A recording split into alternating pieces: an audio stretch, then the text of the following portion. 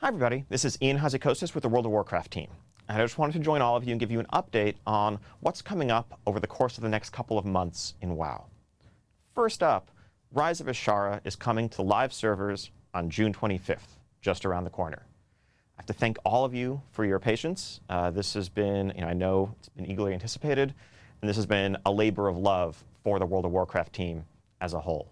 It's one of the biggest content updates we've ever released, and we've been hard at work listening to feedback, polishing, iterating, fixing bugs, and trying to make it the best experience we can, because that's what all of you deserve.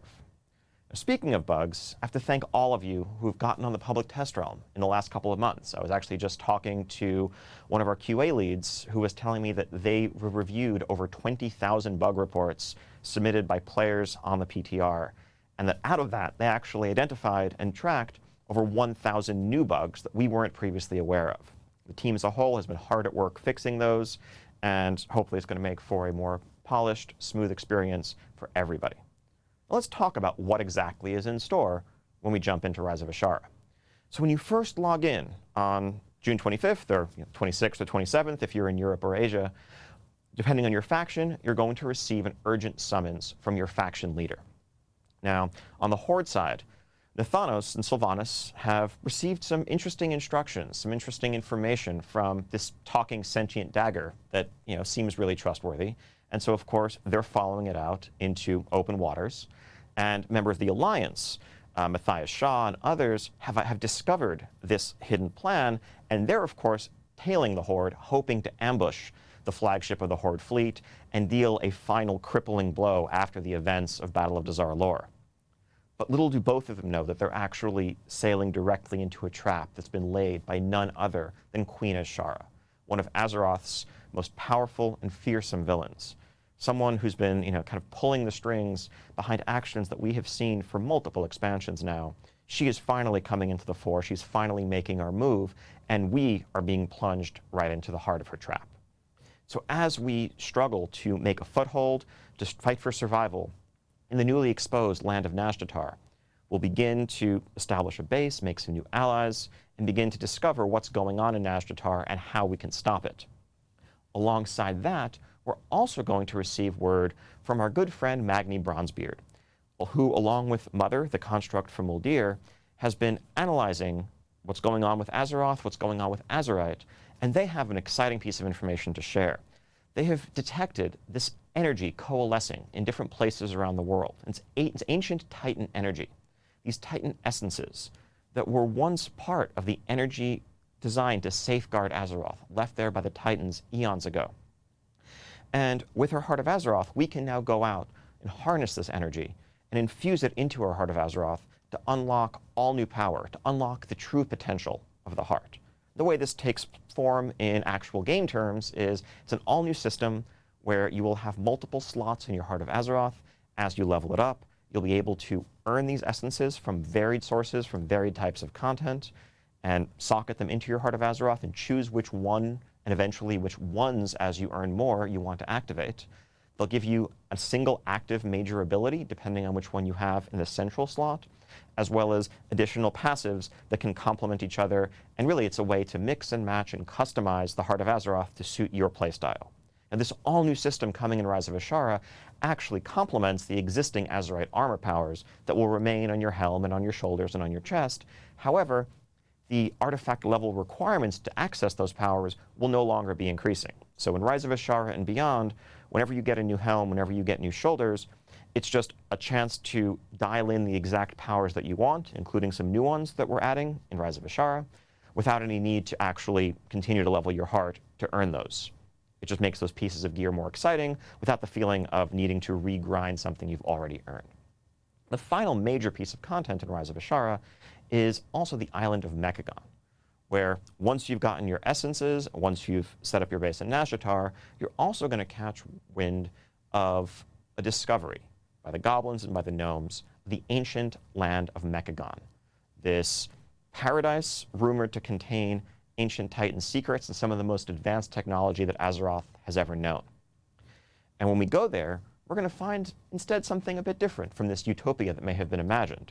It's more of a junker wasteland where the Rust Bolt resistance, this scrappy group of junker gnomes, is trying to eke out an existence in the shadow of the tyranny of King Mechagon, leader of the Mechanomes, who sees a future path to ascendance in replacing all the weak fleshy bits that we have with strong, powerful, resilient machinery.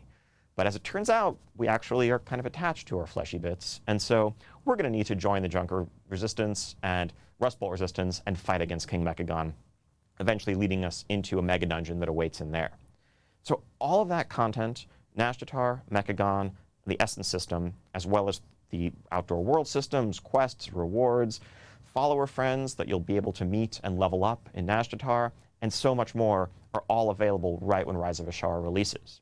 By doing that content, you'll be able to earn reputation with your new Nazjatar allies, as well as the Rust Bolt Resistance, which will set you on your way to unlocking the second part of the Battle for Azeroth Pathfinder achievement, which will let you soar above the skies of not just Kul Tiras and Zandalar, but also the new lands of Nazjatar and Mechagon.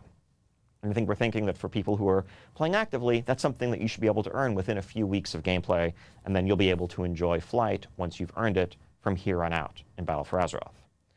Now, that's the outdoor content that I've talked about. So, however, our major instances, our Eternal Palace Raid, the Operation Mechagon Mega Dungeon, those are going to remain closed for the first couple of weeks until Season 3 of Battle for Azeroth formally kicks off. We want to give everybody a chance to get back into the swing of things, to get caught up if they need to get geared up, to get their bearings, get a sense of the story, get a sense of their new surroundings, and then you'll be able to enter these instances to take on the mightiest foes that oppose you.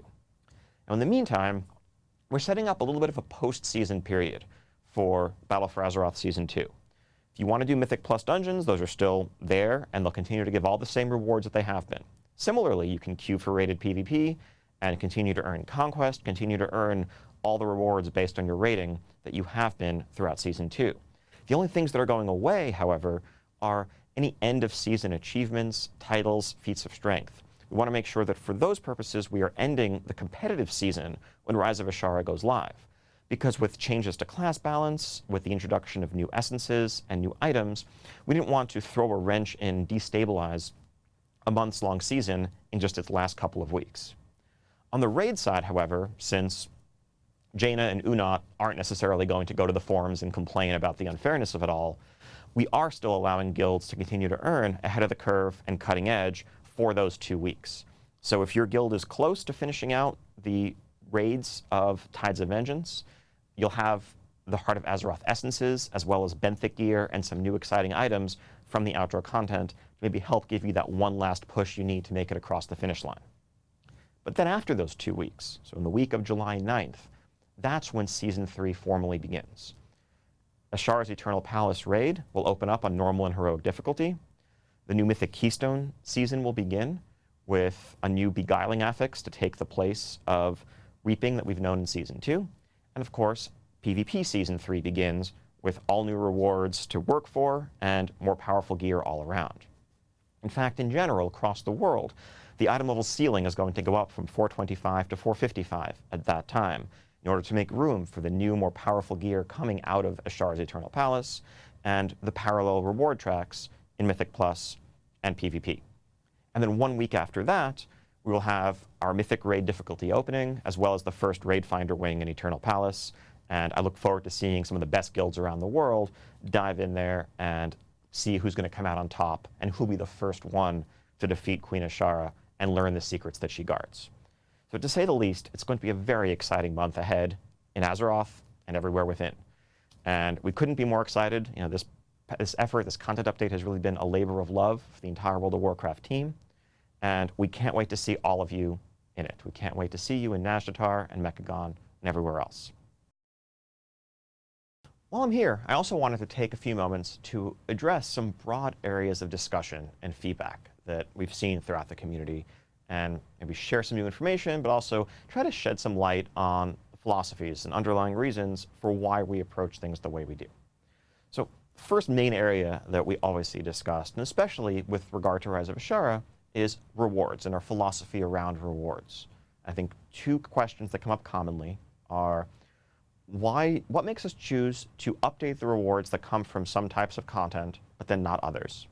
And then second, again, what guides us when trying to determine where we have catch-up mechanics in place, and have catch-up mechanics gone too far? Do they undermine the value of accomplishment and the value of rewards? So I just want to dive into a discussion of rewards a little bit and try to address both of those questions. So first off, when it comes to updating versus keeping rewards static, a lot of that is driven by the type of content that we're talking about. So on the far end of the spectrum, we of course have PvP, where that content is by definition, you're queuing into the same arenas, you're queuing into battlegrounds, but you're fighting players whose own skills and whose own power is evolving, and that just is the system that it is, and its rewards keep pace with the rest of the content where we're introducing new raids and dungeons. That's how World of Warcraft has been forever. The other end of the spectrum, we have raids. As new raid tiers come out, they offer a greater challenge, offer greater rewards. When it comes to areas in the middle, though, the thing that guides us primarily is sort of what's the best way for everyone to make use of the content that's out there that we have available. What's going to be the most enjoyable and satisfying approach to that content? With something like the Mythic Keystone system, that was added to shore up and to address a problem that we'd seen in Warlords of Draenor and prior, where we had all these cool dungeons that players had a ton of fun in for the first month or so of an expansion, but then they felt like they very quickly lost relevance after that. And so with some added variety, with the week-to-week variation of affixes, with the introduction of new seasonal affixes, and hand tweaks to bosses and certain aspects of the dungeons to keep the experience fresh, Mythic Plus continues to offer progressively better rewards as the dungeons evolve over the course of an expansion. When it comes to things like world bosses in the outdoor world, though, ultimately there's something about an RPG where it's important to be able to advance beyond challenges, overcome those challenges, and leave them behind. Whereas Mythic Plus is a scaling system, world bosses in the outdoor world are static content, as are warfronts. And the world bosses that you once fought in Kul Tiras, you're now stronger than they are in many ways, and you don't need the rewards anymore. But there are all new, more powerful bosses waiting for you in the outdoor areas of Nazjatar and Mechagon. Similarly, on the warfront side, we have all new heroic warfronts coming in Rise of Azshara that will offer a sterner test and give greater rewards. I mean, and part of this also depends on the philosophy and the approach of the content update in particular. So Tides of Vengeance came out just a few months after Battle for Azeroth was first released, and a lot of players were still really sinking their teeth into Kul Tiras and Zandalar and the outdoor content there.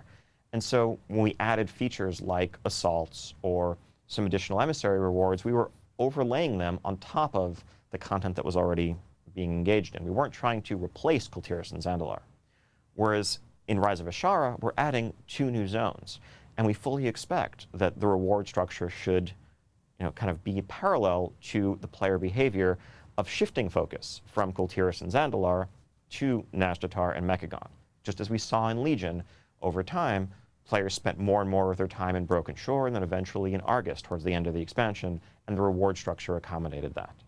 So, to sum up, we want to strike a balance between keeping content relevant, where there's a desire on the part of players to keep doing that content, like PvP or dungeons, but then also making sure that we're not artificially extending the lifetime of content with rewards after the time that players have largely gotten tired of it and want to move on.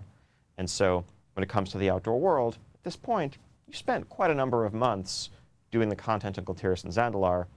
Let's leave assaults behind, let's leave those world bosses behind, and seek out greater challenges and greater rewards in Nazjatar and Mechagon. Now, for the second major area of the rewards discussion, catch-up gear. Now, this is something that the World of Warcraft team has grappled with since the very earliest days, going back to Tier 0.5 dungeon sets, all the way back in Classic, or badge vendors in Burning Crusade and Wrath. All of these efforts and all these systems have been aimed at solving the same core problem, which is we want to make sure that someone who is joining World of Warcraft a bit late, whether they're a new player, whether they're someone who took a break and is coming back, or whether it's just someone who's switching mains or wants to play an alt more seriously, we want to make sure that they aren't marginalized, that they can actually get into and enjoy the current content where the majority of the player base is currently progressing. And so we've always offered ways of accelerating a little bit. So that, yes, the person who spent 3 or 4 months earning some gear in Battle of Azshara lore and the recent Season 2 will be able to do outdoor content, they'll be able to do new systems, upgrade their benthic gear, and attain that gear level significantly more quickly. Now, of course, the core concern that we see raised throughout the community is, well, doesn't that undermine the accomplishments that went into earning that gear in the first place? And this is something that, as I said, the team has grappled with, because that feeling of progression, that feeling of accomplishment is so central to RPG and MMORPG mechanics as you are comparing yourself to your peers, as you're comparing yourself to your enemies, and you want to make sure that your efforts matter. But we've struck that balance in favor of making sure that when your friend comes back and wants to raid with you in Eternal Palace, your answer isn't, well, spend a few months in Uldir and Azshara lore and then get back to me, by which time you're probably done with Eternal Palace. So at the same time, though, we want to make sure that we are offering some complementary systems where accomplishments are more enduring. You know, back in Legion, efforts that you put into earning Legion legendaries, those remained best in slot throughout the entire expansion. And that was controversial at the time. People who felt like they were behind on legendaries didn't feel like they could catch up, but at the same time, there was something valuable about knowing that these pyro bracers that you got on your Fire Mage were going to be your best in slot for the foreseeable future. And in Rise of Azshara, in particular, we have the Essences system, where there is no planned future shortcuts or catch-up there. The effort that goes into unlocking and upgrading an essence will be enduring for the remainder of Battle for Azeroth.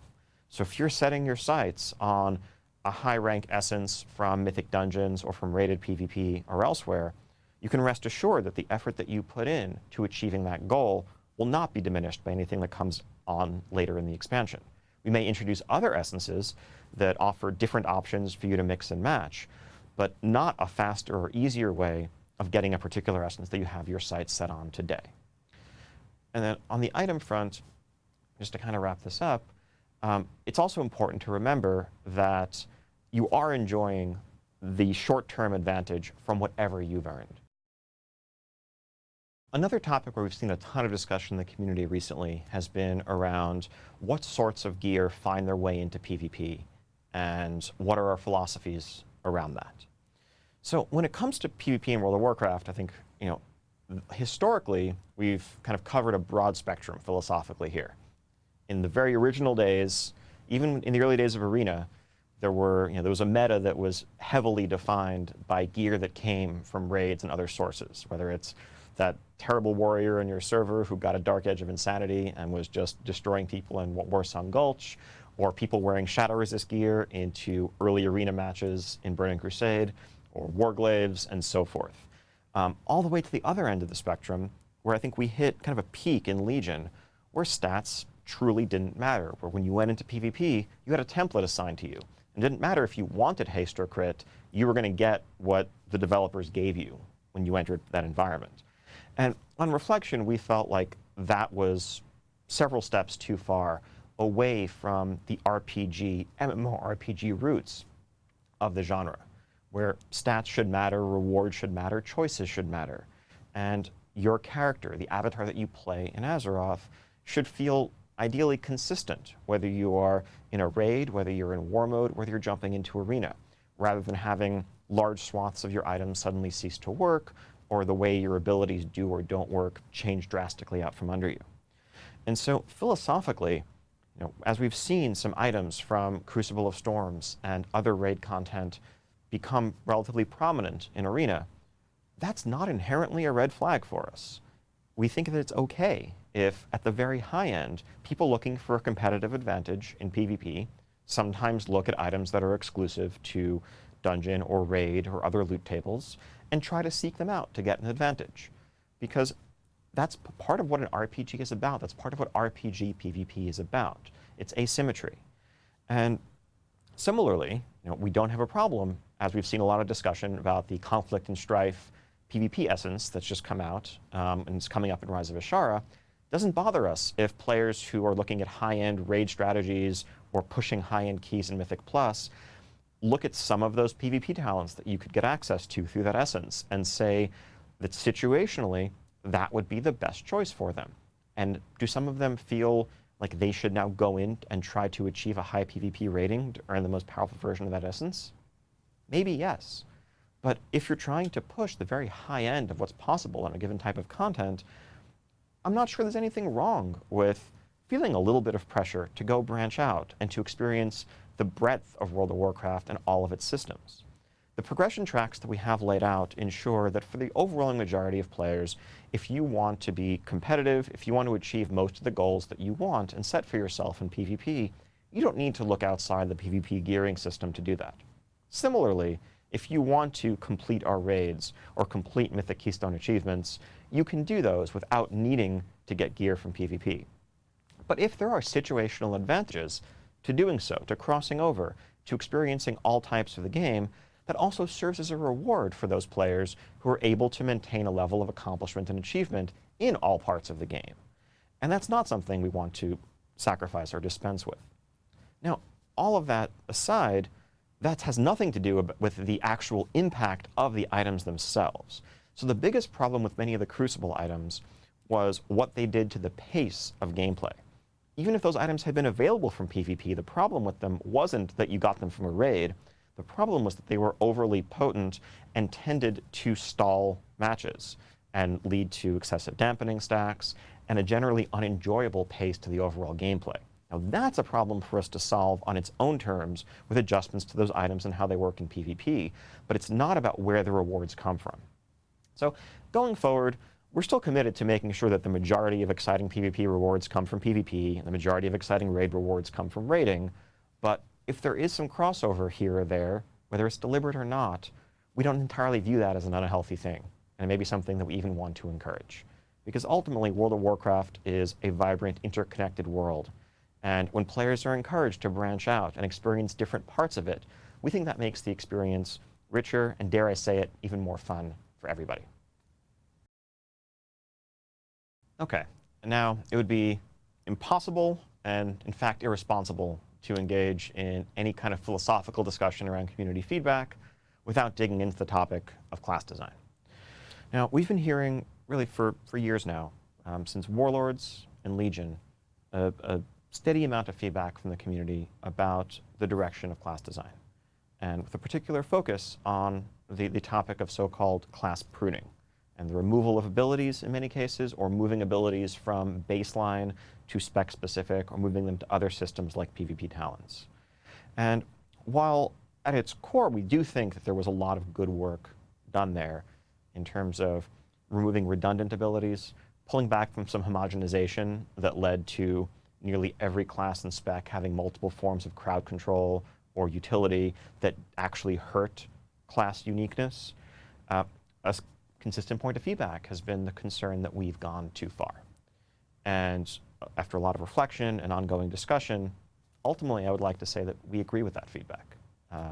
There are places where in Warlords and in Legion, we were probably too focused on button count as a measure of complexity, when I think there's a lot more nuance to it than that.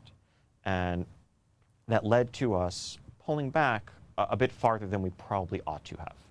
And so as we engage in discussions about the future of class design, as we look beyond, the current content update to a future expansion and even beyond, and we're asking what we want to do, where we want to take classes next, that feedback that we've heard really helps shape those discussions in a lot of ways.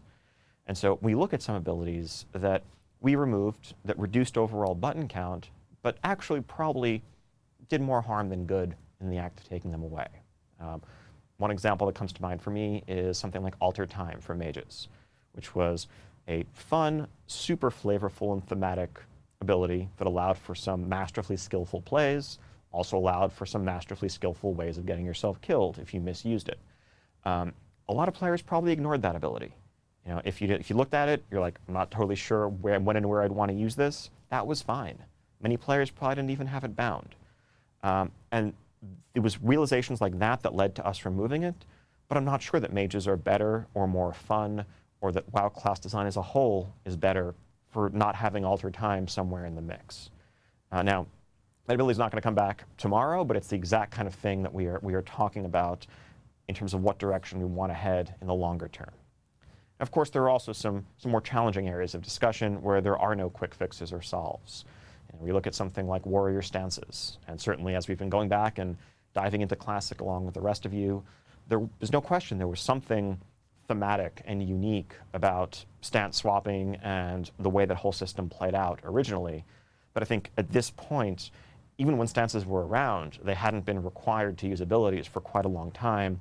There's a certain point where we think it would likely be too jarring for a bunch of warriors to log in one day and discover that you actually can't pummel unless you're in the appropriate stance, or that you can't charge or, or hamstring or the like. But how can we offer a sense of, identity? How can we offer a sense of uniqueness that goes along with what that used to represent? Those are the sorts of questions that we're asking. And speaking of identity, I think we've talked a lot about class identity in the foregoing years. But reflecting on those efforts, there are ways in which we've probably actually furthered spec identity at the expense of class identity in some cases. As we moved abilities from class-wide to being spec-specific in a number of cases, we've perhaps gone a bit too far away from that core choice that players make when they're looking at character creation, looking at character select, and they decide whether they want to be a mage or a hunter or a shaman or a rogue. And then ideally specialization should truly be just that. It should be taking a class and picking a facet of it that excites you the most, with which you identify the most, and doubling down on that and becoming a master of that. Instead, for many classes or some specs, that choice entails almost turning into an all-new class with entirely different abilities and only a little bit of overlap. And that's an area where we actually would like to also pull back from. So as we think to the future, we want to find ways of reestablishing class as a foundation, whether that's taking some abilities that are now spec-specific and spreading them back out so that the entire class has access to them, even if they're kind of off-role for you. There's value in that hybridity and that utility. But also looking to all new systems that we introduce down the line and trying to anchor them at the level of class rather than spec. Because, again, class identity means class identity, not spec identity. And really with regard to that, we want to underscore the importance of class identity and class design to World of Warcraft. I think a point that players have made on many occasions is that to many, the way your class plays and feels is essential. It's one of the most important things in World of Warcraft, period.